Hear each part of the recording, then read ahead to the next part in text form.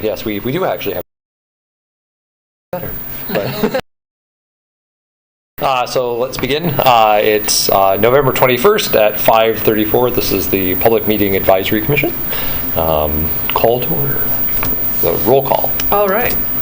Commissioner Hardy. Here. Commissioner Young. Here. Commissioner Wolf. Here. And that's who's here right now. All right. Then you should have the approval of the agenda. Does everyone have a copy of the agenda from last time? Any changes, modifications, comments? Is there a motion to approve that? I motion to approve. Is there a second? Second. All in favor, say aye. Aye. Unanimous. All right. Item D, first public commentary, agenda items only. Do we have a member of the public? Chocolate. That's fine. Like to chew Chocolate is good. And then speak. Swallow. State your name. My name is Debbie Marks. I've been a vendor at the farmer's market for over 30 years. And I'm supposed to say where I live in Ann Arbor. There you go. And I've been the vendor, at the market. Anyway, the only thing I want to talk about, and I'm sure this will come up, I didn't see it on the agenda, are the Christmas decorations. I was hoping they'd go up a little earlier. Thanksgiving's late this year, and the weather's been warm, so people are having trouble getting in the mood. It's very dreary down there. We're hoping for lights. I went around and asked for wreath donations. We didn't have extra staff or help at like Grassi's or Nemus to hang wreaths on Wednesday, so that'll have to wait. They're hoping on Saturday, we're so busy, there are no wreaths left, and we'll have to do it next Wednesday. So that's all I have with that. And the music. I'd love to see the Christmas music turned on now. The whole town's decorated, and we're kind of like the little dark spot, so we need to brighten that up. Thanks, you guys. Thank you. Thanks, Debbie. All right. Any other members of the public like to comment? You'll have another opportunity later if the spirit moves you as well. Sure. Okay. There we go. You gotta get prepped. It's dramatic. Oh my goodness. This portion of the show. Hello, my name is Christine Chuprai. I'm an artisan vendor at the market. I'm from Ann Arbor. And I am just eager for the new market, the reconstructed market, because I would be attending if it was warm. But it's not warm and it's too cold for me to attend because I have arthritis and it just doesn't work for me. So anyways, I keep waiting for the new plans and I'm really excited about it, and that's all. Thanks. Great, thank you. Thanks a lot. All right. All right, seeing that's all the members of the public that are present here, It is. move on to the next item, which is approval of the minutes of the previous meetings. Should receive that. Any changes, comments, modifications? Is there a movement to approve? Movement to approve. Is there a second? Second. Okay, everyone in favor say aye. Aye. Unanimous, once more. Excellent. This is good. Such unity. Okay, item G, regular business item. All right. So I guess we'll just dive in straight to events. Maybe we'll talk about the holiday decorations first, since it was just brought up. Such responsiveness. So there was an exciting collaboration with both Give 365 and Carytown District Association that has been unfolding behind the scenes to get the Christmas lights hung up. It will be a little later this year, but this is the time that they had. December 3rd is the date. They are going up. We also got grant funding because Carytown District Association had extra left over from Kindle Fest this year sponsorship, so they're actually helping to pay 50% for new lights, for holiday lights to come up too. So that's kind of the behind the scenes stuff that we've been waiting on. So that is coming very soon. I was just getting confirmations about it today, and we are going to match that $250 for the grant to help pitch in for the new lights as well as the market. So that is brand new information that I have to share with you right now. In terms of the music, still not sure how we can figure that out, because the PA had to go into hibernation due to the, moving out of the office building. But we'll see what we can do in the interim. Also, with that said, there will be this Saturday short excerpts from the Nutcracker performed at Market by the iBallet Studio, which is the production that will be at the Power Center in early December. So they will be doing, I think, 3 sort of excerpts from the ballet, and then a story time to follow this Saturday starting at 10 a.m. Probably in the Sandlot area, given that that's where we have space. Interesting tidbit, they're like, you guys don't have a portable stage laying around, do you? No. But we were able to borrow this small PA with a microphone from OSI for this Saturday. I'm not sure if it has enough juice to power the whole thing, but we will look into it to see what other options are available. But that's sort of like up-and-coming holiday-themed events that are just about to start in the next few days. So that's pretty exciting stuff. Also, Ann Arbor Civic Chorus is wanting to perform at Market on December 14th. They will probably be doing it right after Market, so that's not necessarily something during Market, but we are coordinating with them. And they've usually done it on a Sunday before, and that's what's a little bit different this year, but that's going to probably be December 14th. Other holiday music is Vibe Man John will be coming back every Saturday in December before Christmas. So we might not have the PA, but we will definitely have him playing the vibraphone inside of the Market like he has been doing the last couple years. And prior to COVID, many more years prior to that. So we're looking forward to having him back.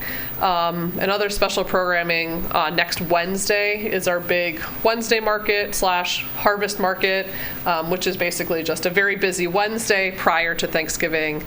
We'll see if other pieces of the conversation that are later in the agenda will come back up in that conversation. But as of right now, that's sort of all that we're looking at.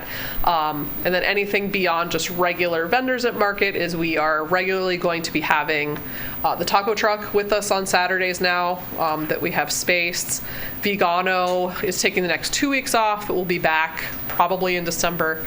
And then, other things like that. So I think that's sort of the overview of either about to happen events or, more further into the future that we have right now. So does anyone have any questions or comments about that? All right. Well, because yes, food trucks are done, or food truck rallies rather are done. The cooking demos are done. All of our big other events are done. But a lot of these holiday things were sort of like a last minute add-on, which people reached out to us and asked if they could have it at the Market. So we said, sure, why not? To bring more folks. All right. So in terms of vendor updates, we have brought on 4 new vendors in the last little bit, both with a few weeks ago with the arrival of the Uncanny Canning Company and their jams. Unity Vibration sort of came back around. They were a vendor 15 years ago and now are a vendor again with their kombucha spritzers. They've been attending mostly on Saturdays. And then on Wednesday, we had a brand new vendor start. They are refugees from the Ukrainian war. And they actually have homemade Ukrainian specialties and other Eastern European foods, both ready-to-eat prepared foods, and then also like take-home to eat stuff, and then other, baked goods and stuff like that. So they operate out of a commercial kitchen in Kalamazoo, and they were very excited to join us. So not sure yet if they're focusing just on Wednesday for now, or Saturday, but they just started yesterday, was their first day.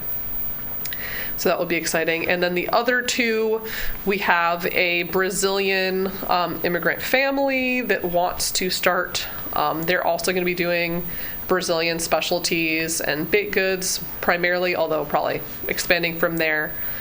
They will likely start this Saturday. And the reason we talked about a lot of these folks is that we have had a few bakers or other people that have tried to come this year but either fizzled out or didn't really attend. So there were spots available, even though it may not seem like that necessarily, but it's just because we had some turnover there. And then we do have another called Toys Caribbean Bakery. I did her orientation this afternoon, and she is a plant-based donut shop and other things coming from Detroit. It is also a Black woman-owned business as well for that one. So those are sort of the 4 or 5 newish people. Beyond that, we have a couple that are still in the queue. We're not really that enthusiastic about the ones that are there. Not trying to throw shade, but we are really trying at this point, right? It's got to be a unique offering. There's got to be something special that connects us or connects them to us. We're looking for people utilizing local ingredients, utilizing market produce, if at all possible, if we're talking about prepared foods or baked goods. That's pretty much a requirement now for anybody that we are vetting that is not, like a farm product. So value-added prepared food, if they're not sourcing from the market or locally, probably they will not be coming to join us. And that is all that I have for those new vendor updates part of our agenda. Does anyone have any questions or comments? Those sound like really great additions. I was actually just curious, I've been curious for a while, of the vendors who you allow in and then, as you said, fizzle out. Do you have any ideas of the type of vendors and what the challenges are for them? You mean like why are they not continuing? Sort of? Yeah. I mean, I think it's so many different things. It's like they took another job, or there was like an unexpected family medical issue, or it's really across the board, or they're retiring and they just were like, thought that they can add another market, but then they couldn't, or they just don't have staffing. I mean, I don't know if there really is a way that we could discern it's one thing happening or not. And what about the types of vendors? Is it just a general sense? Is it more the prepared food or bakers or? I mean, it's across the board. I mean, because even if there's someone who's like a farm, but maybe they don't own their land, like there's no guarantee that they're going to even be able to continue. So I don't really think there's like a category that it's happening in, although, maybe we could look at it as the baked goods, but that's just because we also have a higher volume of people that apply from that category. But at this point, people that are really new like that, like we're not allowing people in now that are just like, I'm brand new, I'm just starting. And we're like, no, get an established business, come back to us. There's plenty of other markets for people to try out. Because I think that's maybe something that had happened in the past, is that people just got overexcited about whoever it was, but they didn't really have an established business. But life intervenes. People go back to school. All sorts of stuff happens. So even people that are like the most enthusiastic person and have great products, they decide to make a different decision. I mean, I think that's the case with one of our favorite bakers that is no longer with us at the market. He's still alive. I just realized I was saying that in a strange way. Tyler from Proven Pastry, really talented. His stuff is amazing, had a huge following, but it was just too much on top of his full-time job. So that would just be one example. I mean, I did have a question about that. Is there a correlation between, because I know I've heard from some vendors as well, frustration with the mix of people who it is their full-time job and their livelihoods depend on market versus people who are just kind of doing market as a hobby, which, not that that's necessarily bad, but that is a distinct difference, and I'm wondering if that has to do with the turnover, and also how that's reflected in when you're considering accepting new vendors. I would say no, because honestly, the vast majority of vendors have another job, by far, even farmers. Yeah, I mean, I don't mean in the households. I mean, there is a difference. Well, no, I mean them personally. Not everyone's working 40 hours at GM and stuff like that. But, sure, but a lot of the other farmers, for example, have another career, and this is their side thing. Okay. I've just heard frustration from farmers about this kind of distinction. But I don't know. Given the cost of everything and how it's expensive to run businesses, own land, I don't know if I don't know if that like makes any sense for us to, choose people based on what they're doing for work.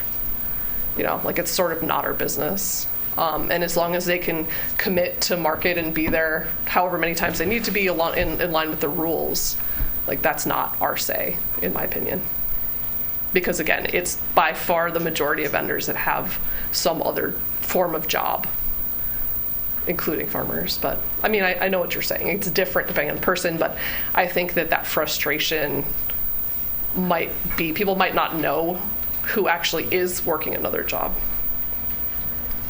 I mean, personally, I have 3 jobs, so it's like, okay, so perhaps the difference is whether the income from the farmer's market is a necessary part of them supporting themselves as one of their jobs. But what would the bearing be on us, like accepting them or not? It's much likelier for someone to stick around if it's one of their livelihoods, and if it's something that they're doing like out of passion, but it's not a livelihood. That's much easier to have turnover with. But I don't know if that's necessarily where we're seeing the turnover. Okay. You could go the other way too, in terms of if you find it is your only livelihood and it doesn't work out, doesn't make enough, then you got to turn out. You got to do something else. Yeah, I'm not saying that like it should be considered in a particular way, but Sure. that does seem like an important distinction among different kinds of vendors, and it seems weird to not think about it at all as we're considering vendors. I just don't think it's really relevant to like what we're looking for, right? Because we're trying to look at product mix, we're trying to like support farms, we're trying to get value-added producers that are also sourcing from the market. It just sort of seems to me like it would be making like a litmus test that no one would be able to pass. You know what I mean? Like if we have something that's really great, but then that's not their full-time job, like are we going to say no to them? Well, I guess it would tie into Because how of that. established the business is, which is what you said was a really important part Right. of taking in new vendors. But how do you define like established? I don't know. You said Yeah. that all the 3 new vendors have Well, I mean, established businesses. well, right. I mean, it's not somebody who's like, I'm starting to bake, I'm just making this for the first time. To me, that's not an established vendor.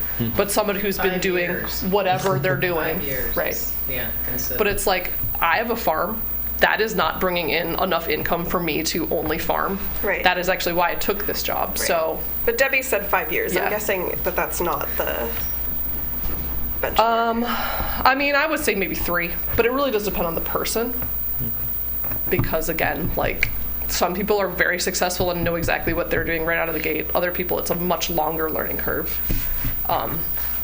And for us, again, it's an equity issue too. So I feel like if we start trying to tell people your priorities job-wise are not in the right area for our taste, I don't think that's in line with our other equity goals personally. Yeah. I guess I am just confused about how being an established business is being taken into account then.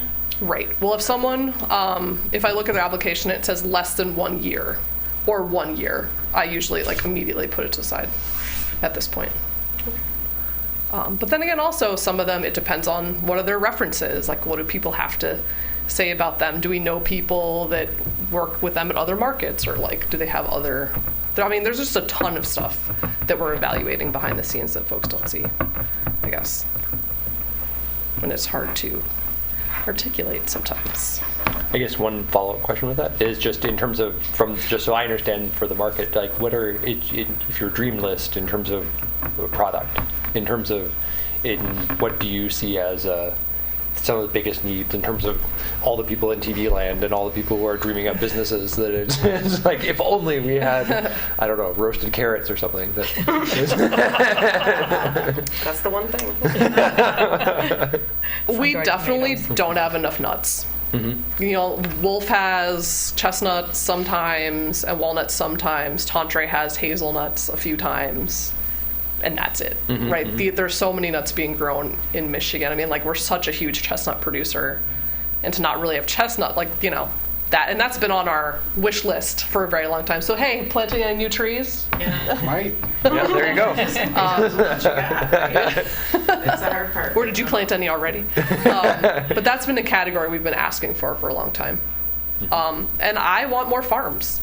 They're just not showing themselves to us. They just don't exist yet, or maybe ever. I don't want to say that, but given the cost of land, it's a real concern. New people, have a much harder time becoming an established business in a short period of time, unless, you know, they have a support network or have a family that's already connected into the farm world. I would love way less baked goods applying because I don't think, you know, like of the ones that get through, there's like probably 20 others that never even get to see the light of day. And I think that's the hard part from the outside perspective that people don't see, is like the volume of our applications is quite high and almost unreasonable at times. But then again, a lot of them are, you know, baked goods or artisan items, and that's the same thing with artisan. Like, unless it's the most earth-shattering, best piece of art or most amazing product, like we don't have space for them, and they're getting referred almost immediately to the Sunday artisan market. So, but yeah, great questions, y'all. And then one last question on that is just, I think a few meetings ago you had said you had kind of completely stopped on going through new applications. So I was wondering if, like, is it just like that the pile's gotten smaller, or is it like, where are we on? It's partly that, but it is also partly we're tracking everyone's attendance, and that's the other thing. There's a few baselines that we hit throughout the year, so depending on where we are after that baseline, move up is a big one. Right. Also, like, you know, the June 30th cutoff is one where we know. So we were actually waiting for like everyone's attendance numbers to be compiled before we realized, okay, this person's actually probably not a vendor anymore, or like they have not come enough times yet, and blah, blah, blah. So like we were waiting for a lot of that information. And then I think also we were trying to figure out a whole season in the space minus all of the stalls because of the trailer. And so I think we kind of figured, okay, like we're at a spot where we think we can manage this now. I think we know what we're doing with this reduction of like 12 stalls or something like that. So that was another part of it.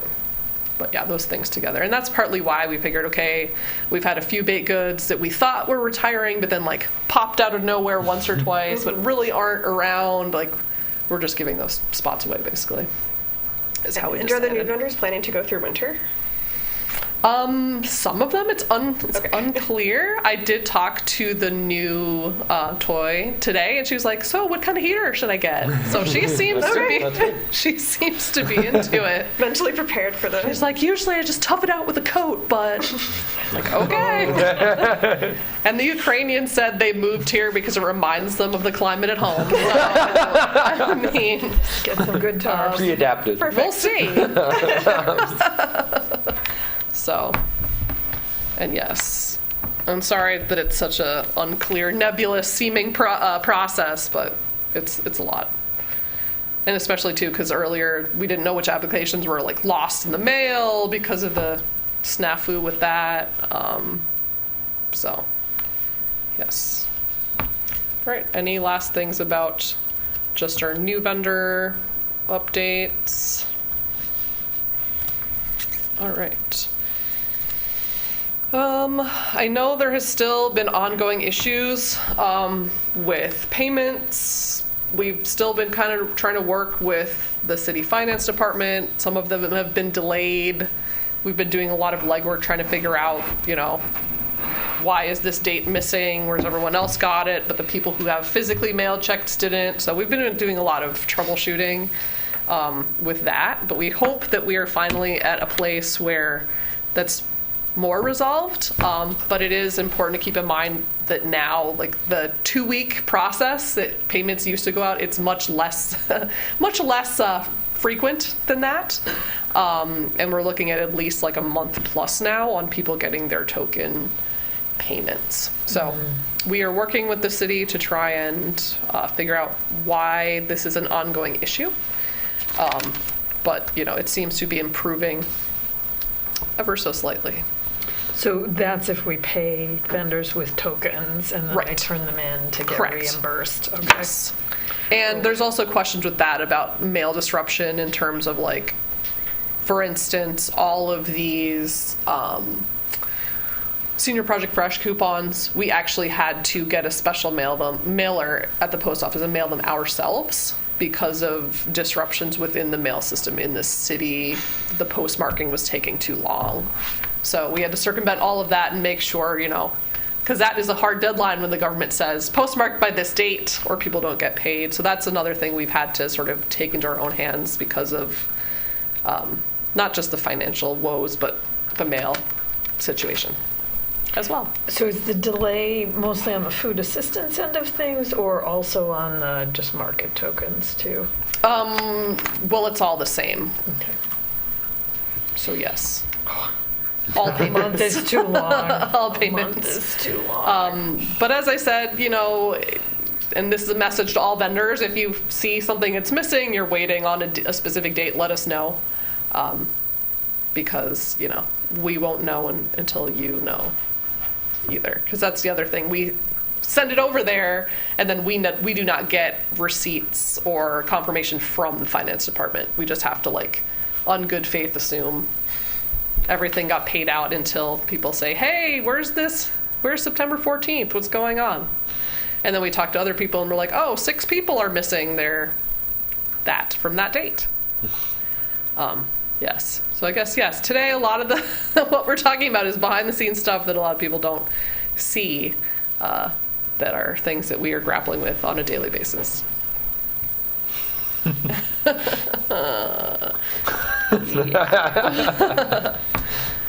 Anywho, but everything other than that, it's been fantastic. We're still very full, right? We had 70 vendors, not including prepared food last week. We're at least at 60 today, and I'm sure a bunch more will add by tomorrow. So we're still very, very full for this time of year. And, no one can see this internal stuff that's going on. No, just kidding. We are on film. Yeah. Your secret is safe. Don't worry. Cool. Any other things on that? Okay. All right, so let us move on to the Rapid Market Assessment Report. So hopefully you had a chance to take a look over our MIFMA assessment. Remember, this is when they were at market in July, and they did a few things. They did a customer survey throughout the day. They also did multiple customer counts where they, would go with their little clickers to different parts of the market, count how many people they saw, and then there was an algorithm that they used to aggregate the entire thing. So we could actually, for once, have real numbers and not just a guess based off of 2016 numbers. So that's really great. As you can notice, I'll just, read it aloud to everybody, that the average number of adults in a shopping party was 2.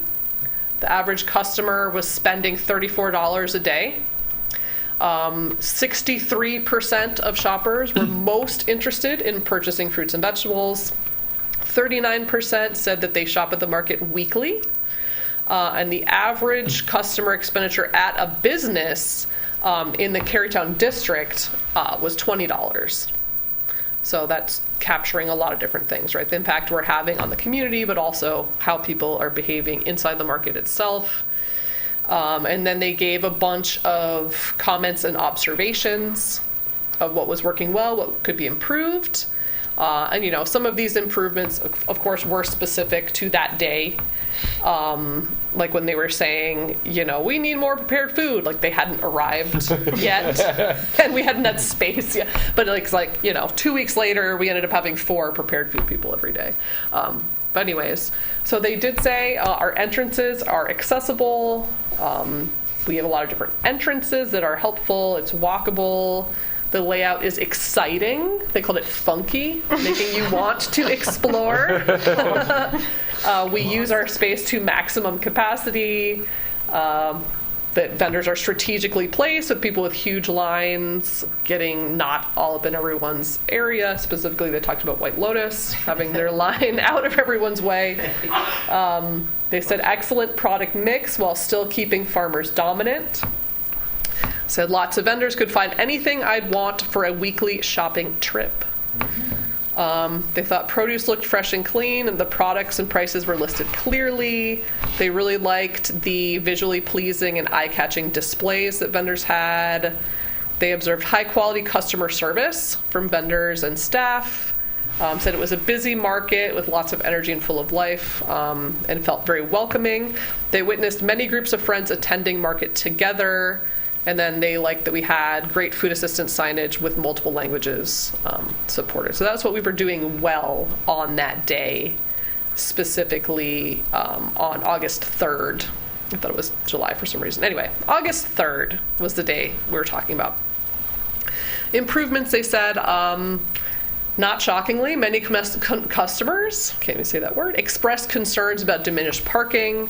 They shared that they need to come earlier and earlier to find parking. There was a request of better signage to the location of the bike racks. They mentioned a drop in traffic towards the end of the market day, which again, none of these things are news to any of us in this room.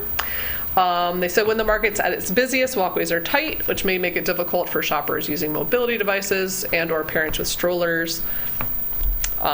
They said not all tents were weighted or tied down. They said that our office trailer needed better signage directing folks to the area. And I think this was in the time when we were still working on putting all the banners and everything on it. Market could support additional ready-to-eat vendors serving lunch foods. Some vendors lacked large signage with business names. It was hard to find signage for the restrooms. Again, obviously due to our renovation project. Says some product displays were a bit bare. A few vendors sold out early and left after they sold out. I mean, that's in the negative, but that's totally in line with our market rules. Additional seating areas around the market could facilitate additional meetups among shoppers and be a place for shoppers to enjoy their purchases. And they said many vendors did not have food signage displayed. And part of the reason for this is because of the change in WIC and Senior Project Fresh, we haven't felt comfortable putting out our old signs that have all of the currencies on them. And we've been trying to work on new ones, but that is definitely that is an on us thing that we are working on. All right, so that is the summary. Any comments about that? Yeah. Are there things that would be helpful in the planning stages for the re-envisioning the market? What do you? Anything that jumped out to you that that would be relevant, sort of, to that conversation? Yeah. Let me see. I was wondering about the additional seating areas. I mean, there's some there, and I know some of it's under the city and things like that, but... Yeah, I don't know. I mean, that's always a question, but, it's at this point that, anything added probably has to subtract something else, given our footprint, so... I was just thinking this is this is a MIFMA report. Right. Great to share with as we get to that. Oh, sure. That I mean, we'll definitely stage. Oh, yeah. We'll definitely share this with people. Yeah. I mean, was there anything surprising, either positive or negative? To me Yeah. or to anyone To you. else? I know a lot of the problems we're well aware of, but was there anything good or bad that was? I guess the one that was interesting to me was the restroom signage, because I don't know, even when our bathrooms were open, if we ever had a sign saying facilities this way. It's just you're there, so you know where to go, but Yeah. and even now, since everything's moved, I put it on the map for vendors where they're located, but do customers kind of have to just figure it out? So I thought that was a good point that I don't think we've ever thought about before. And I guess whether you're trying to maintain the restrooms mostly for the vendors or the customers, because Carytown's also there, depending on. Right. Well, I mean, I know the hope is to bring some back that are available to all. Right. But it's just not something that I had thought about before. Right. Any other seating?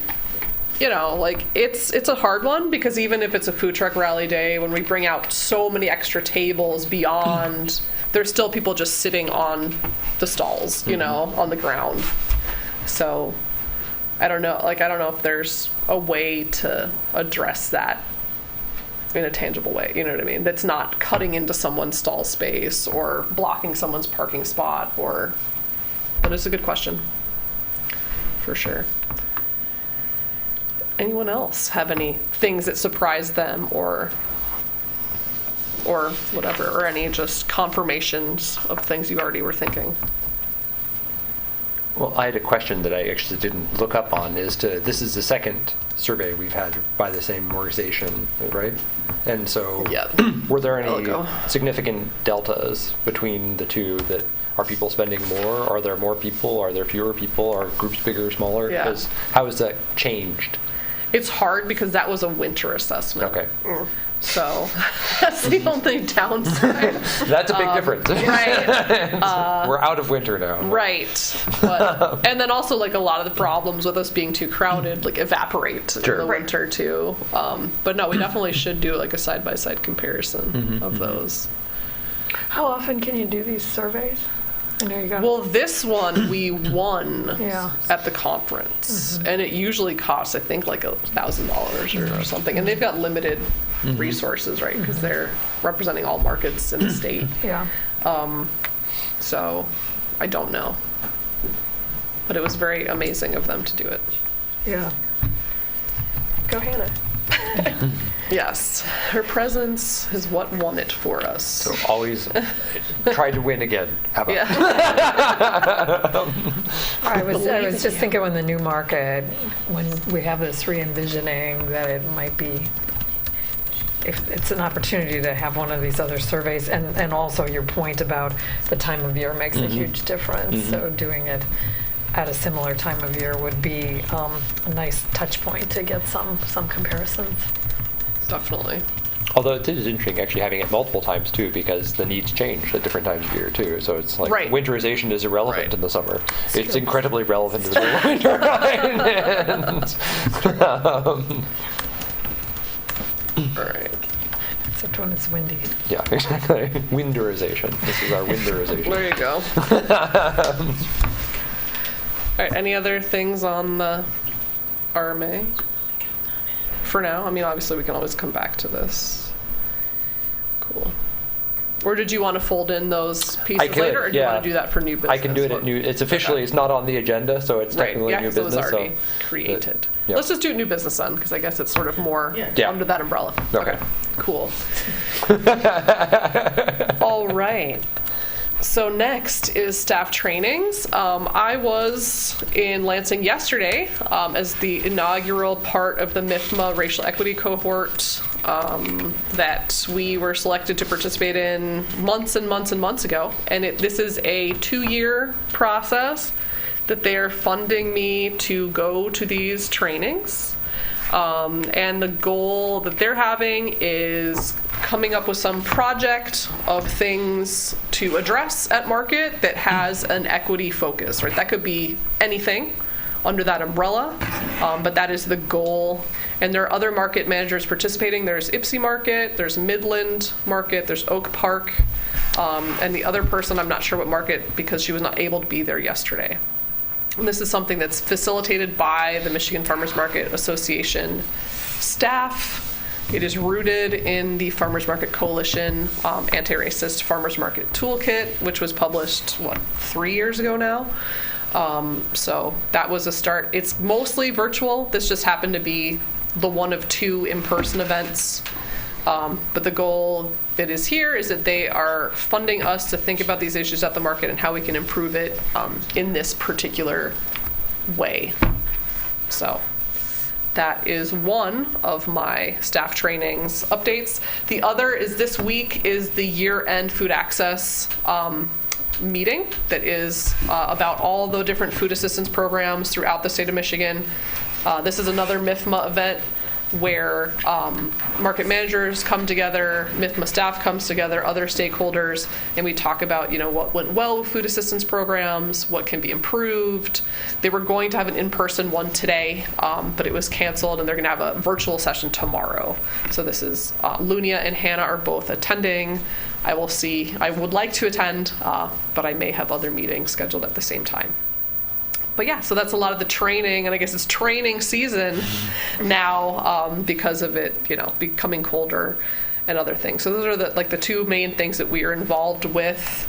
I should also say this MIFMA year-end food access ties into the work we've been doing as sort of honorary members, not official members of the Policy Advocacy Committee within MIFMA. So we've been doing a lot of behind-the-scenes work to try and advocate for making the transition to WIC modernization smoother, although still absolute disaster on that program. Senior Project Fresh is the next one that will be modernized starting sometime next year with a procedure we know very little about because I don't think that they've actually chosen it yet.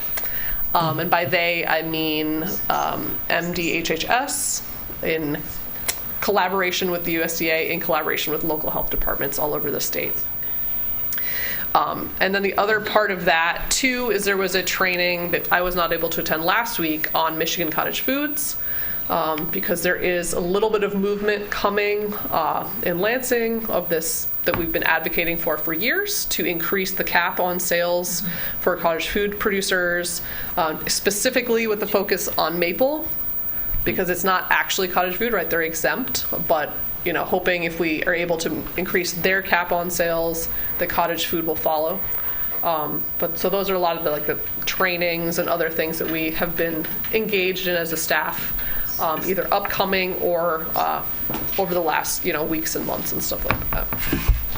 So I don't know if folks have any questions or input on that. Cool. It's hard to take notes and also facilitate at the same time. Okay.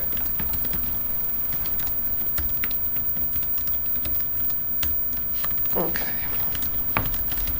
But that is all that we have for now in terms of, market-specific trainings that staff are engaged in. All right. Facility and repairs. So you may have noticed that the yellow lines were repainted at Market. Perhaps? No? Yes? They're very, very bright. And this is because there was a customer that tripped over into Victoria's Stall, to be specific. And I had asked them, I had put the repair in saying, hey, we really need to do this to certain areas that haven't been painted. So I was shocked that, a week or two later I come to the Market and they had painted it. So. Liability. Yeah, it's a powerful thing. Yes. So that is something that has been completed. I've also been making them aware of, it's the time of year again where more people are trying to plug things in. So we're becoming more aware of what outlets are not working. I've put multiple tickets in for various outlets around the Market that are not functional. I'm not sure if they have been addressed as of yet, because that's another one of those things that we don't get confirmation. We just have to either see what it is or just guess. So that is another thing that we are waiting on. Other things like the crumbling concrete, the holes in various places, I've been told that they're waiting for the overall re-envisioning and whatever it's called to get to those things. But the big one was they did actually paint the yellow lines again, which I don't even know the last time they did that. It was before I started. So, any thoughts on that? Okay.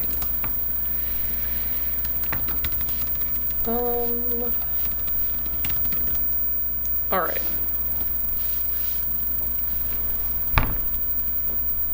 Cool. So next we have our construction updates. You might have noticed that 330 Detroit Street is getting close to not being a construction site any longer. They still haven't put the finishing touches on, but it's a lot further in the process. So we've had minimal disruptions to Saturday markets. We've had minimal disruptions to Wednesday. So the good news is that the noise and all of that seems to be in the past for us with them. That is not the case with 121 Catherine. We've had a couple disruptions over the last few weeks when they closed the street down, specifically 4th. They closed 4th Avenue. They closed it to do utilities. The Wednesday markets that happened during that closure were very poorly attended, probably as a direct result. I don't know how many people I saw come halfway down the street, turn around in our parking lot and leave. There's probably 30 the first day within the first 20 minutes. So that's had a huge impact. The good news is O'Neill, who is the construction firm that is taking that, has been very communicative, very easy to work with. There was a little bit of a hiccup in terms of the notice that we received for when the closure was happening. We did have a 2 or 3 day notice thing the first time, but now that we have reconnected with them, they actually created signs for us out of their own budget that said market is open during the road closure, and that was the project manager came over and said, hey, can I make these signs for you? We feel really bad about this. Can we help? And then we talked about, future road closures. They're trying to do everything they can to make sure that it's not a Wednesday or a Saturday. We'll see how that goes. But it's been a lot more, I think, a lot more easy to work with them. Although, of course, it's still very difficult to be next to an open construction site with extreme noise every day, especially when we're trying to do token sales right there. It can become very difficult. And I know it's been very stressful for staff, especially my assistants. Just, the uncertainty of it, the noise, the dust, the parking headaches, because it feels like half the time I look out the door, I'm like, oh, look, it's a giant dump truck again, blocking the road. Having to tell people that are working there that they can't park there, these things again. But comparatively, it has been better as of yet. It is also a much more helpful, to me, in my opinion, project, right? We desperately need affordable housing and supportive housing, and that's what they are providing. And the good news, too, for them is that they will be replacing some of the parking, which we continually have to remind people. They're like, I used to park right there. So that's what I would say with that. So, one is finishing, the other is kind of ramping up, and we are still in the middle of those. So I don't know if folks had any thoughts or questions or concerns or anything like that. I know it's hard for them to predict, but can they give you advanced warnings for the road closures just so you can let the vendors know? Well, I mean, that's what we asked them. We were like, why did we have to? So I found out first through the city road closure email. And that was before they had let the Carry Down District Association know.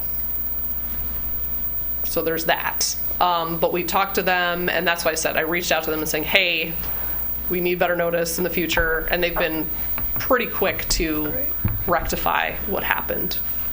And I had another conversation, as I said, with them saying, hey, we are open all year. You can't just close the road, right? Not only can our vendors not access it with trucks, but customers, if they see this is closed, they're going to think the market's closed, and then just, and then, of course, obviously, the parking impacts as well. So, but yes, we have spoken to them and saying, hey, we are the closest physical proximity to you. Please tell us when things are happening. Well, especially since they have to let the city know when they're going to have the road closed, they should be able to let you know. And O'Neill is actually the company that's owned by the owner of Carytown as well. So you would think that there would be a little bit more, but it's just, that's just how things work, unfortunately, with the right person's not talking to the other right person. But they're aware, they're trying to be as least disruptive as possible. And then are you able to communicate that to the vendors? Oh yeah, I mean, I give people updates every week in the emails and stuff. I was giving people maps of what was closed, all of these things vendors know. And we talk to vendors in person too. Yeah, I was just wondering about advance notice if somebody's on the fence on whether they're going to come or not. And they I mean, I tell people as soon as I know. Okay. It's usually in the beginning of the week email. Great. You know, it's the same thing when we're telling people, here's the football schedule, like this is the date. I mean, it's in the same place on our email. Okay. Any other things on those ever so fun? Okay. Sorry, still trying to do notes and. Okay. So now the least fun part of this conversation comes. So Braun Court, they, as people who have been at the market have noticed, they have demolished the first 2 houses in the footprint of Braun Court. From my vantage point, it seems like that was to make it more accessible for the 121 Catherine folks to do their construction. But there were a few days there where they were actively demolishing in very high westerly winds. That like one day was like a dust storm at market. I think it was a Wednesday market. And that was one we got 0 notice of at all. And that was not O'Neill. That was a completely different person. And that was just like, I found out about it because I think I saw somebody post something online right before I left for market. So that's how I found out about that demolition fun project. So we do know it's a different company. It's a different company, for sure. And that one is going to be a 7-story luxury condo situation. And by luxury, I mean far above market rate. They're estimating about $2.5 million per condo in that particular development. It's also going to come right up to the street level. So not sure how that will be disruptive to things like trees and nice streetscape things that are currently there. The upside is that they were going to put a parking lot off of 4th.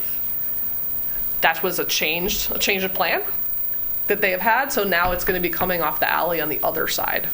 So, you know, that's great because a parking lot right across from our parking lot would have been really difficult to manage.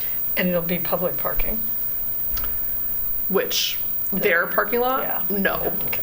No, absolutely not. No, the 121 Catherine one will be. They're having 18 spots underneath that are public, but definitely not with the Braun Court.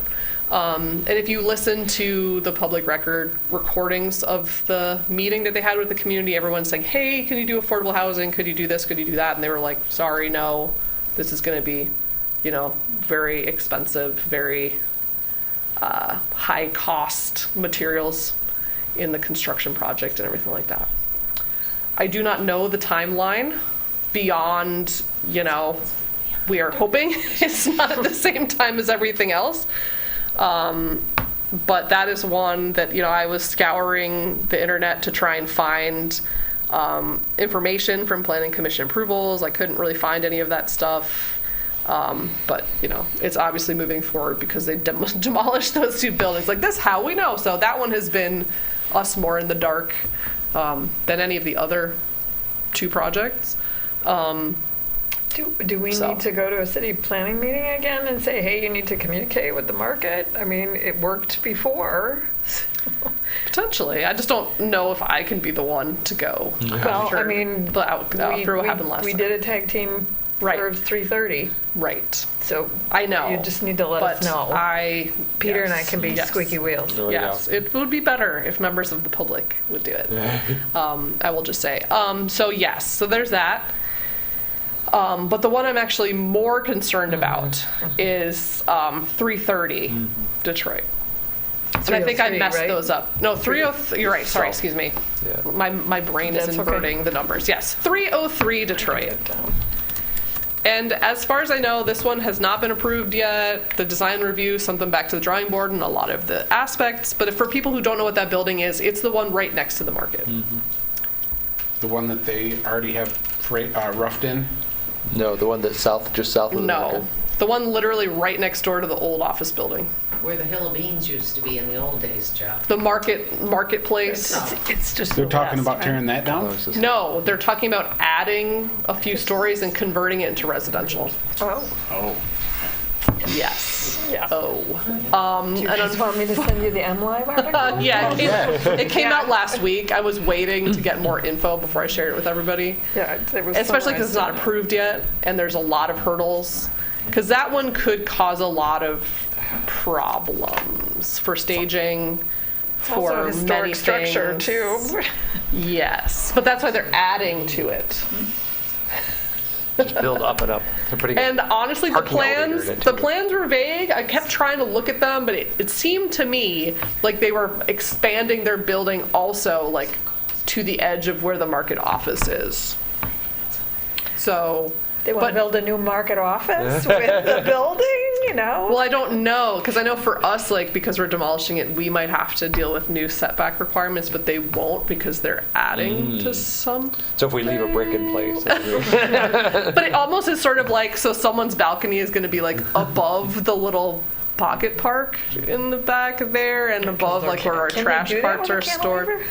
I have no idea. All I'm saying, I was just trying to look at the plans, but it was like kind of off the side and it was hard to see. But that's sort of what it suggested when I looked at it last week. I mean, if that one's that early stage, then it's not inconceivable that it would be coinciding with our, like, we're still talking about it, I feel like, as if it's like our little market and then they're all like doing stuff around it, but we're also going to be having. we can all just turn the whole thing up all simultaneously and it'll just be chaos. Well, technically, we've been there for 94 years, so it is our space. We're still going to be having our own construction projects. No, I know. But ours is going to be way more minimal. You know, we're not putting in like a 5+ story But massive maybe we could have a 5-story thing. Well, hey, farmer's market. there you- Why not? Let's there think you big. go. You know, this High-rise. high-rise farmer's market. high-rise market. Skyscraper farmer's market. Yeah. But, you know, from what I could gather from my inside sources in the city, that one would be no sooner than 12 months that they would be, you know, starting that project. I did inquire to see if there's any way that there could be some management of the staging, so it wouldn't be like every single project at once. But I was sort of told like that's not something that they have input in, which is a whole nother conversation. But from what I could hear, and I actually bumped into Phyllis on the street yesterday, and she was like, hey, you know, maybe you guys should coordinate with her to go back, because she's ready to go back to the Planning Commission to talk, you know, being in the shadow of the other building. And, you know, she said she doesn't remember any time in her business that was not construction or COVID in that area. So remembering back to the Fifth Avenue redesign as well.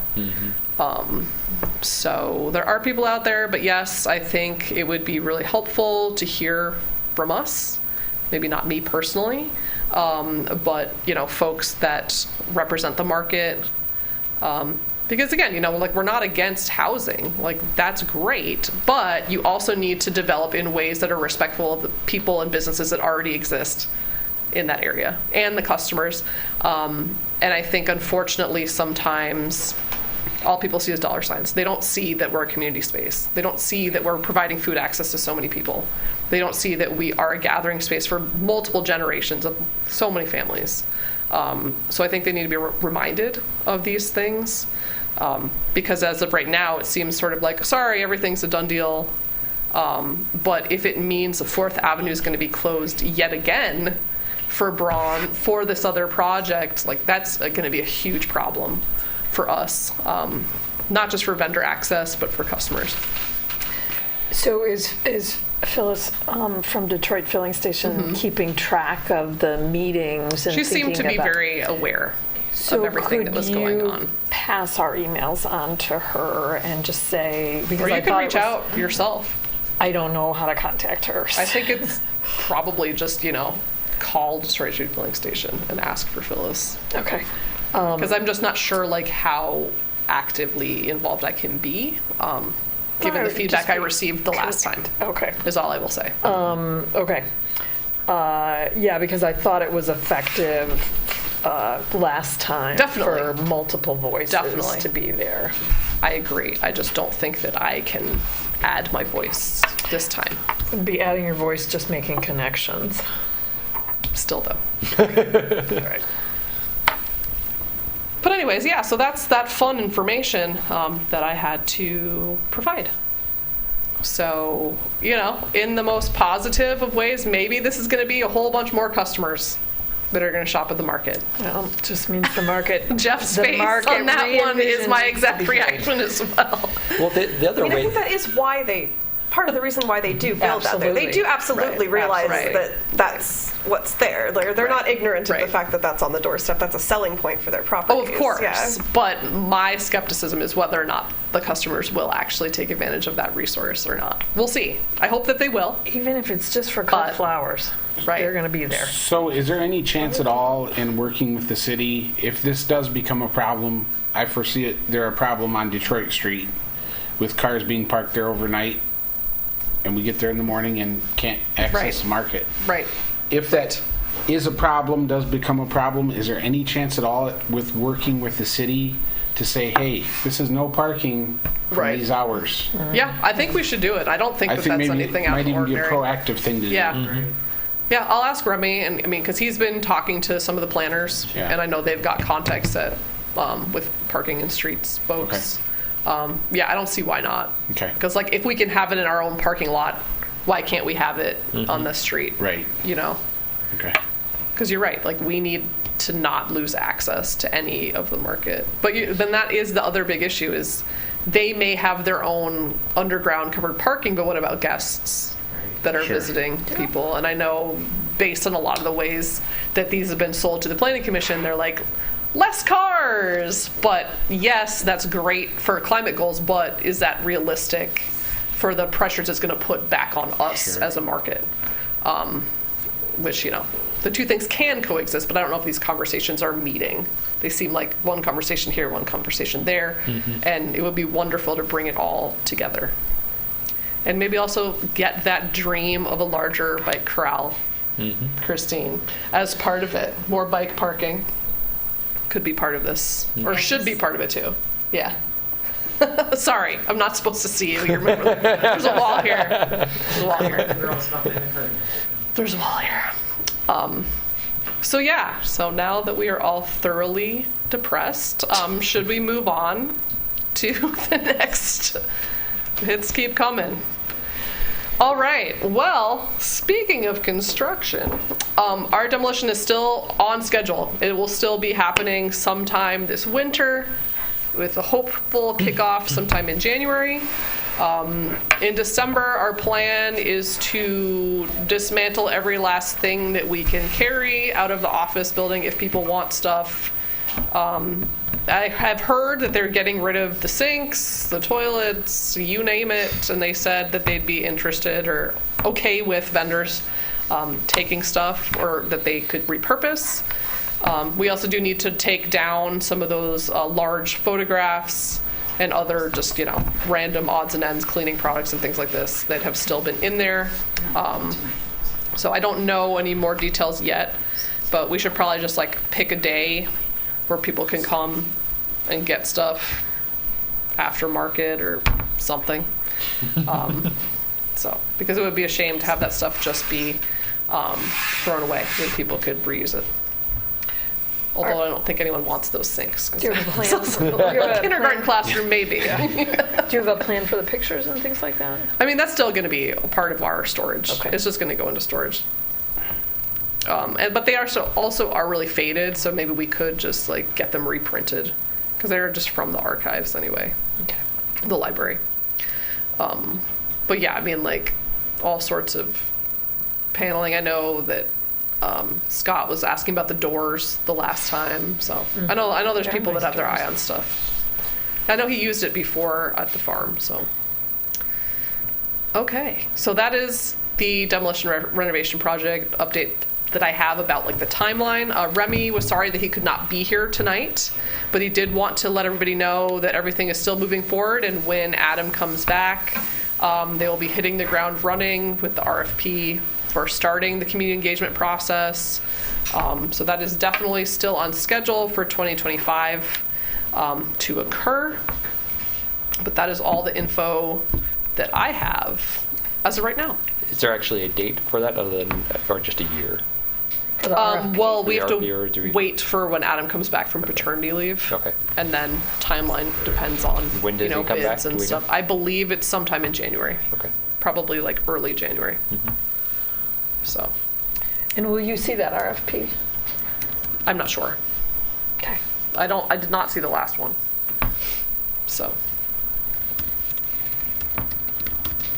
Okay, any other things on that?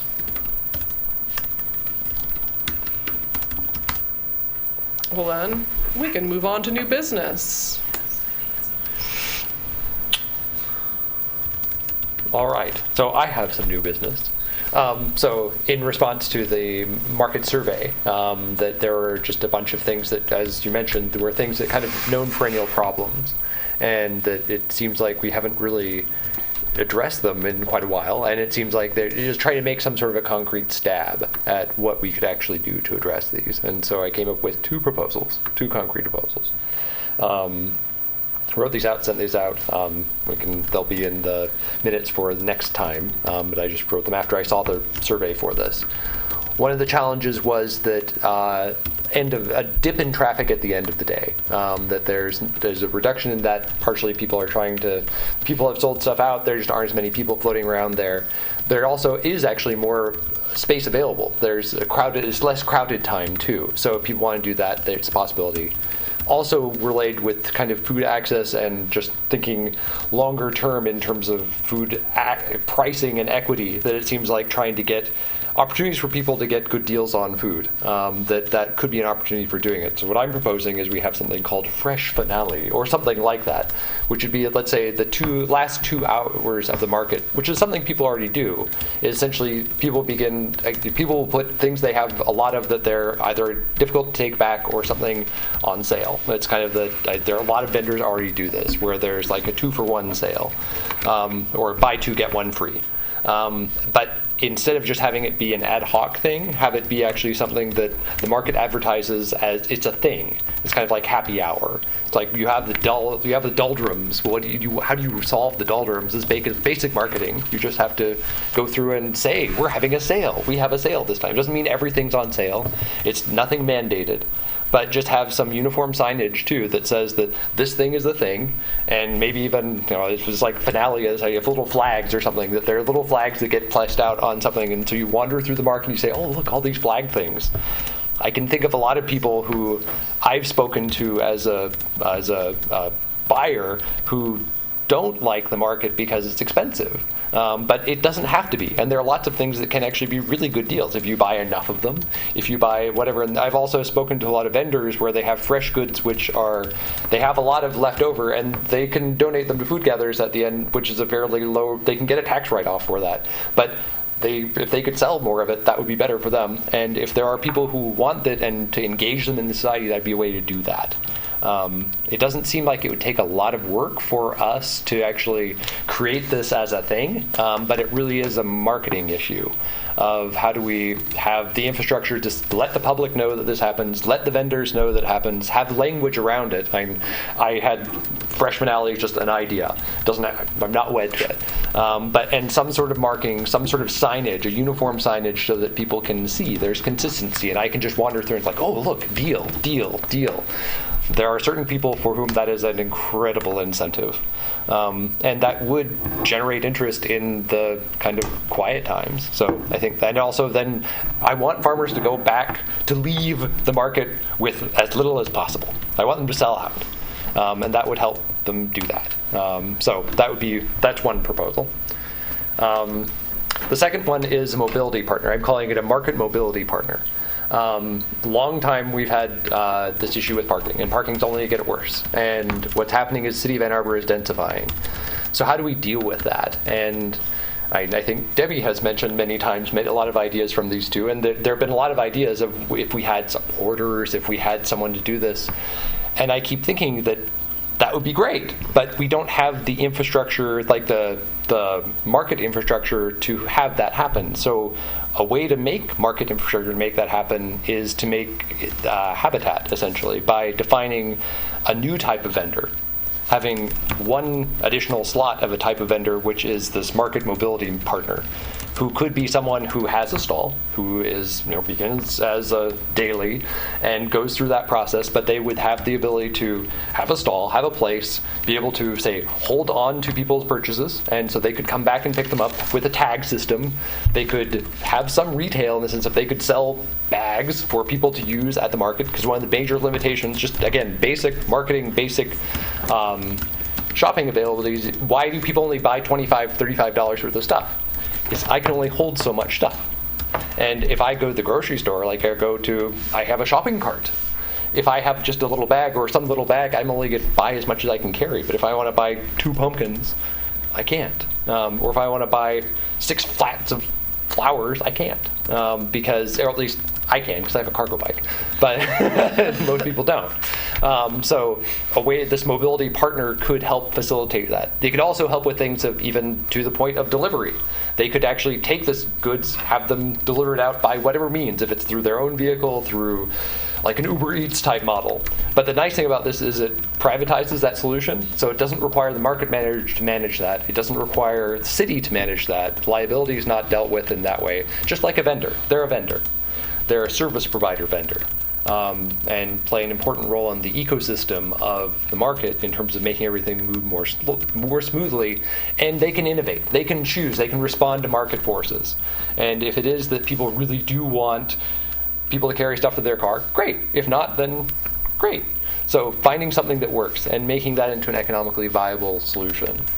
And a first step with that would be first vetting the idea, but 2, it seems like one of the reasons we don't have that is because there's no niche for them within the organizational chart of the farmers market.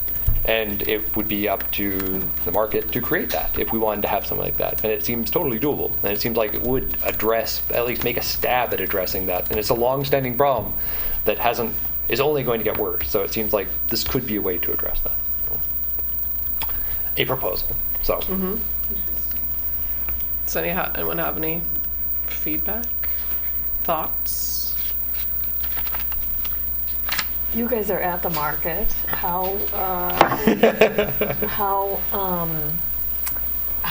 do vendors handle the end of market day discounts? And I know everybody's different, but I guess I'm really wondering about what the transparency is for customers. Because I tell my students quite regularly, you can go at the end of the day, but then they're like, how do we broach that conversation? And I think, and without being insulting.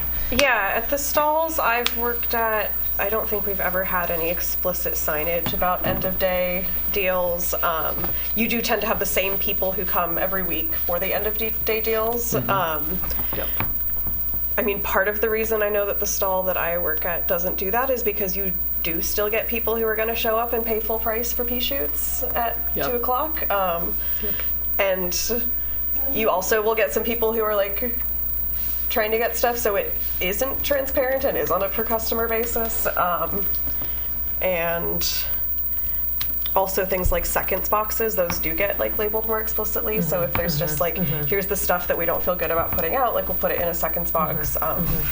And I know that there are various stalls that do that, and that is like clearly labeled price, and people can ask about it. But for most stuff, at least at ours, people have to ask. So I think the kind of the same thing. Like if you have seconds, you're trying to get rid of. You're doing that all day long, not necessarily just at the end of the day. You just kind of find them throughout the day. That's right. I mean, do we really want to? And I don't think this is going to be an issue in Ann Arbor. I know it has been in other markets, but do we really want to train people to say, oh, you know what? Let's just wait to go down to the market because they're going to have all their stuff left, and we'll get it cheaper if we go later. That's always kind of been, a concern. I don't think it's a concern in Ann Arbor. I don't think it ever will be. But I do remember when I was a kid, there was a guy that would do that at the end of the day, Dave Solomon. And he would, he was going home with an empty truck no matter what. And the people would show up to buy the stuff for literally pennies on the dollar. And, some of those same people might have showed up earlier and paid more money, but they knew if they waited, they're going to get the deal. I mean, I can't speak for everyone. I can talk to some other people and see how everyone else feels, but it's kind of like a wind down before you load the truck type deal. Like, I've never looked at it as being a problem that the foot traffic gets light at 1 or 2 o'clock. It's kind of like, okay, I'm gonna go grab a hamburger, man. It's been a heck of a day, type deal, and then start slowly packing up and Soft-load. Yeah. So I didn't really see that as a problem. It's just always been part of the market. Sure. Not against the sale thing, because it's not mandatory. It's just isn't. whoever wants to take part in it. So I'm not against that by any means, but that's kind of how I feel about it. I'm good with the slowdown at the end of the day. I think the one thing I liked about your proposal is that there would be more transparency for customers. Yep. So that, because then people know if they can, especially if it's clear, like you buy 2, you get 1 free. Yep. So I don't remember how long ago it was, but we used to do a thing where we had one item that we offered.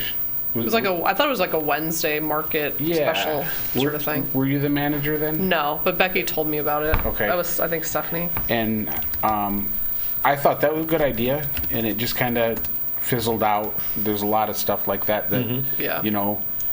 Maybe we'd try it, and then maybe, hey, this isn't worthwhile, or maybe it'd be great. Maybe it'd stick around. I don't know. So each vendor would pick like, this is what what I was got that a special on? We'd have one special. We'd have we're trying to promote the Wednesday markets. Yeah.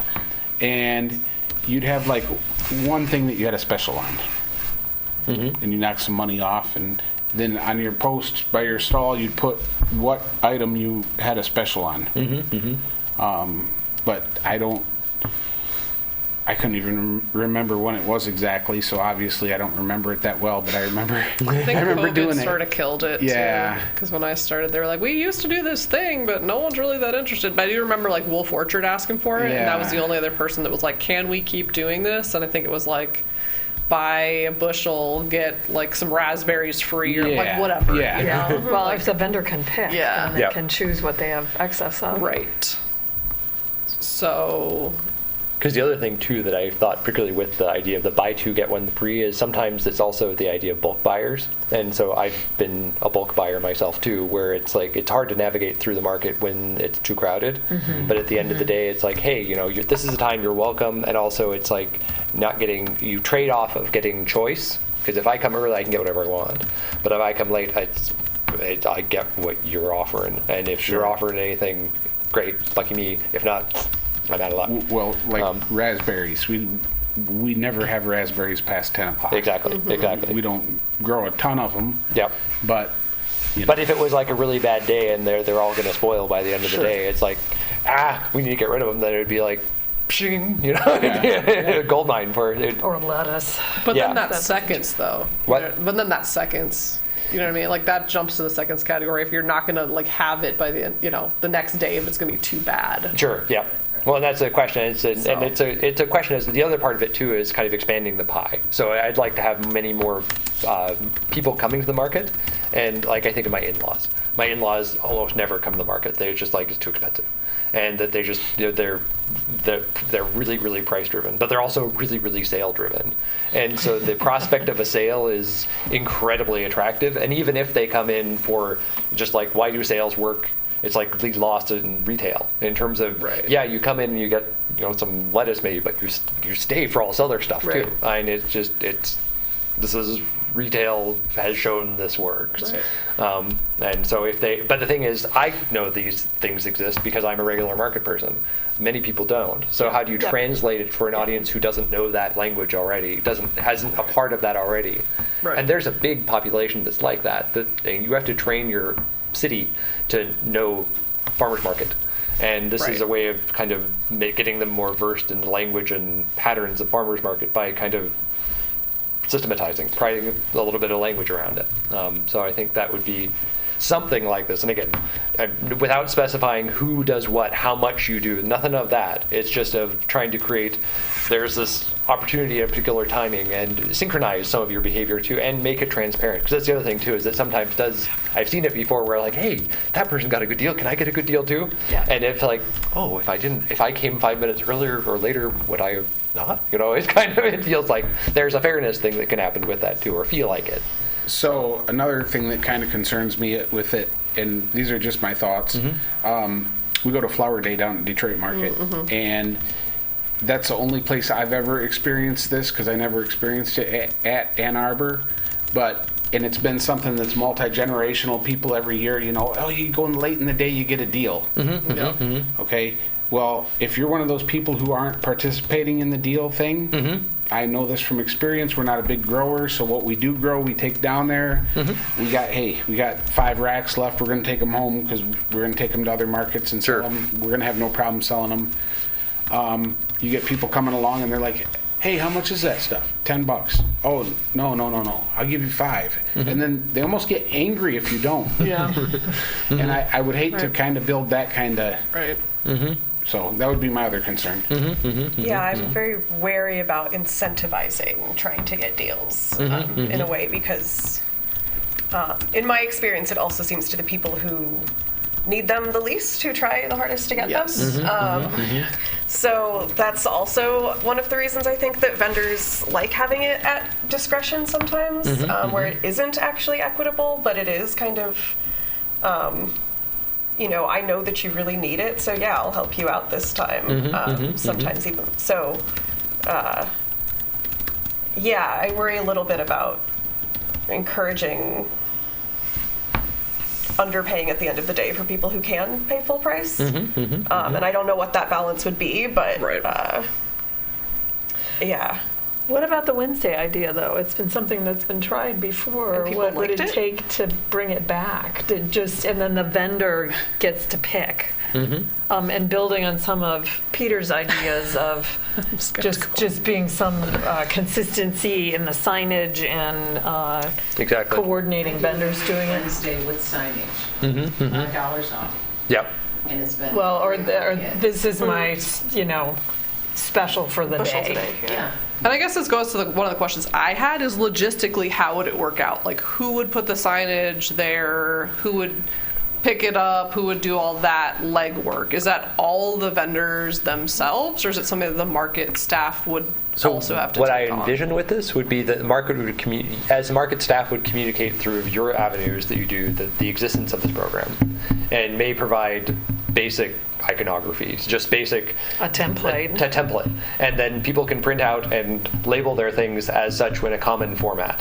And you don't label it; they label it. You just provide a common format. So I, as a purchaser, wander through and I see, this symbol, this sign, or whatever, and that means it's just like go to any grocery store, and there is a common iconography about what things on sale look like.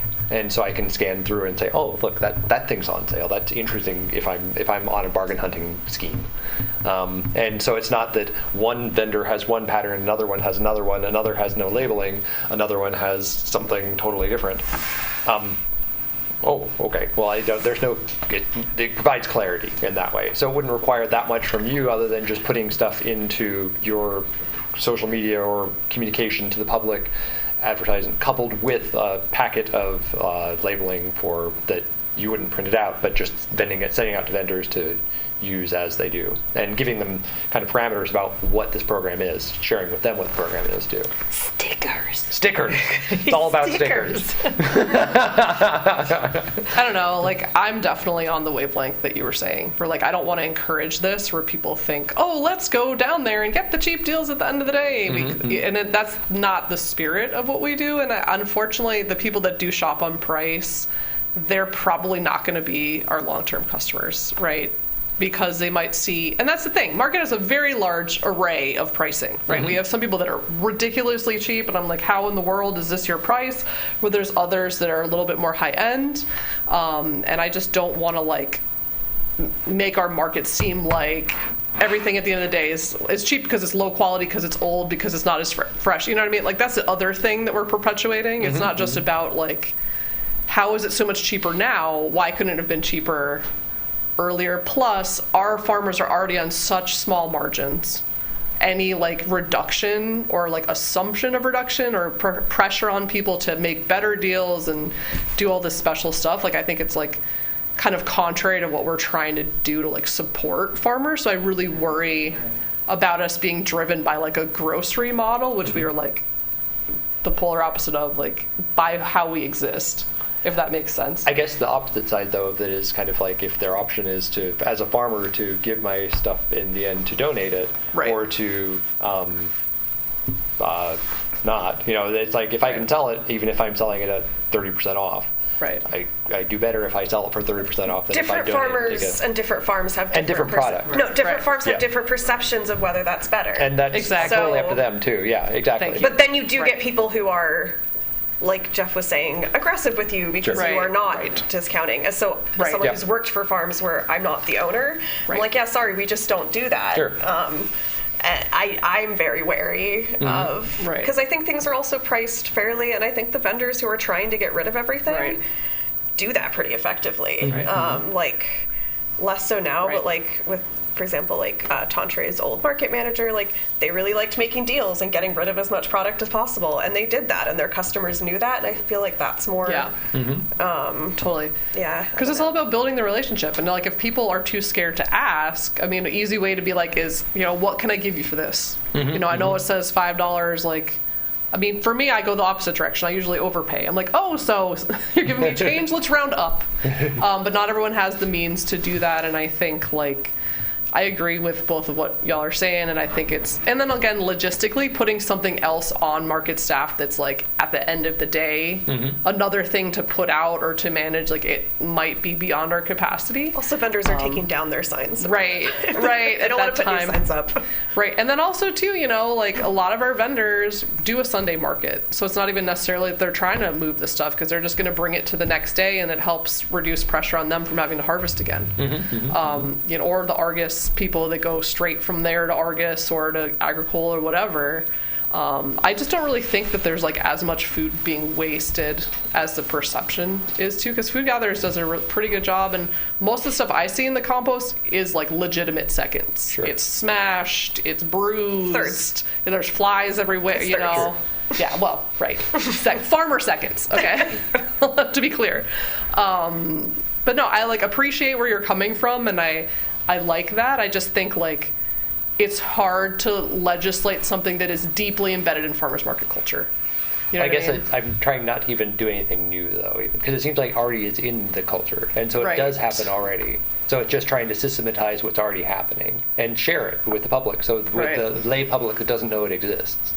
But why should they be privy to this market mean, if you knowledge wanna if keep they it a aren't secret- if they aren't doing the legwork of participating and being there? I'm just playing devil's advocate Sure. right now. I'm just trying to build the pie in terms of it Right. could be that, you know, we have the secret society where we know certain things are true. And that's true, and we get good deals, and good for us. But it seems like part of our mandate is to try to expand that out. And Right. one way to do that, and if it's what's already happening, and it's on a per farmer basis and things like that, Yeah. then it's like, well, why not be transparent about that versus kind of like, we don't want to talk about But it. how are we not being transparent? I guess I like. Well, how to it's just just. make it like how to translate it to an audience who doesn't know it already. It to speak the language of retail. Or I mean, like White Lotus, they're always like 2-for-1 deals at the end of the day, you But know, it's and interesting. everyone's I would- like, they're doing 2-for-1. Go over there. They're doing 2-for-1. But for example, I was there So, yesterday, It's a different form. and like they don't have a sign that communication. says that. Right. It's all word of mouth. Yeah, and so if there were something that people knew, it's like, hey, you know, I really, really love your stuff, but I can't afford playing for a cronut. Oh, I know some of And my so- students would so take advantage of that, but they don't want to insult the food producers because they're in a class on local food producers. And they know they shouldn't insult them. Well, it's not insulting if you just have a conversation with someone. They don't even know Either. how to open the conversation. Well, that's more the problem. I don't Well, think like I'm working having with them on it, but It's like an I impulse don't know. thing when they do that too. Wow, we have Right. a lot of these. This Yep. is this. Right. They don't have time to make the sign. They don't even Exactly. have the stuff to make the Exactly. This is a situation, so we're doing this. It's like my first customer gets a big discount. My last customer gets a big discount. I don't have a Right. sign. It is kind of a pretty thing. No one knows it. It's just your bonus you get Yeah. when you walk up at that time. And I say, guess what? You're my last customer. Okay, I give you 5 off. Ding, ding, Whatever. ding. They Mm-hmm. appreciate it. It's just a little bonus thing, and I think those kind of things rather than try to organize it, it's overthinking it too much. It needs to be that spontaneous vendor choice kind of thing. We don't want to put vendor against vendor, so this makes it their choice. And Yeah. So could you guys, though, see if there's interest on sort of the special on Wednesday? Because clearly we're getting to the end of the Wednesday markets, but if that's something that people, if the vendors are interested in that, to bring traffic to the Wednesday market? Yeah, and then Start in the spring. If we did end up doing it again, just a idea I had, maybe it could be like even like a dry erase board that we take with us, and then we just throw it up with magnets on it that's supplied by the market, but you get one. Yep. And then you take it home with you, and it's your job to write down what your sale is, and you put it on the. I think even that too is just basic iconography. In terms of like I look for little whiteboards, and so I have a search pattern as a buyer. Then I kind of know there's this program and I see this thing. It could say like Wednesday special on it, like printed normal, and then a big blank spot where You just write whatever it is. we write whatever it is. And it can change Laminated dynamically. cardboard would do Yep. it too. Exactly. I mean, we still have those forms somewhere. They're in storage because we moved, but it's Do you not have a that they sense of didn't. what the percentage participation get was thrown away. when it was happening? I know it was a while ago. Yeah, you know. I can't. I want to say most people did take Yeah. participate in it. Yeah. They did. It was kind of a drive to get more people down there on Wednesdays. What it was. Yeah, no, I think it's a great idea. And I also would the kind of love to- thing you could tell your customers on Yep. Saturday. Yep. Exactly. Yep. Yeah, and I think that's better than like a end of day thing because it is more intentional and it is more special. Where you're like, "Ooh, look at this really cool thing," instead of like, "Take my surplus, please." You know, like I feel like it's a different retail statement that's being made as well. They say, "Oh, I'm here on the right day." That's what they say Yeah. when they see my Wednesday. So, Uh-huh. Yeah. oh, Yeah. we're here on the right day. Yep. Huge. Yep. Yeah, But I think Peter's idea of making it something that's easy for the customers to recognize, And so it's which might take a uniform little across it. coordination, but it could be done fairly easily. It is a good idea. So we are at 7:05. Do we want to talk about the other piece, or do we want to? We should probably, Wrap up. maybe we'll table that one for the moment, but it Okay. seems like coming back to that, I think that it's, give people a chance to think through that. It's a little bit more involved in some ways, but also seems like, and again, it's just a draft in terms of there are many ways it could go. But it seems like trying to figure out some way to actually concretely address this issue, because it's only getting worse. So it's a Okay. stab at it. Okay? All right. So, Second public comment. Yes. is there a member of the public that would like to comment? Debbie, We are over please. time. I'll make it quick. You guys, this was a great meeting. I gotta say, I got a little bored in the middle, but I had my truck. Yeah, the parking thing and all that and carry-in packages, you know, I've always been a big advocate for that. I would like to see the community and everyone in the city with parking areas even work together on that and make that happen for our customers. That's awesome. Okay.